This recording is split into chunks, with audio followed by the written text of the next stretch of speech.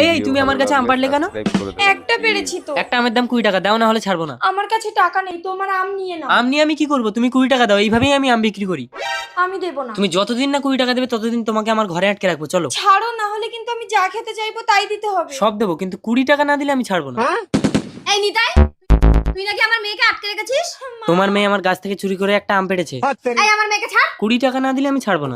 এই একটা আইবুড়ো মেয়েকে তোর ঘরে আটকে রেখেছিস, পুলিশ ডাকলে কি হবে জানিস? সে তোমার যাকে খুশি রাখো, কিন্তু 20 টাকা না দিলে আমি ছাড়বো না।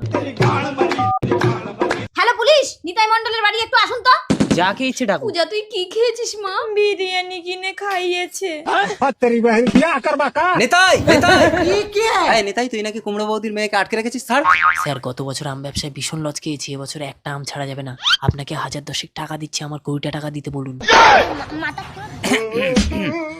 দেখুন, চুরি করা বড় দোষ। 20 টাকা না দিলে আপনার মেয়েকে ছাড়া যাবে না। সব বুঝতে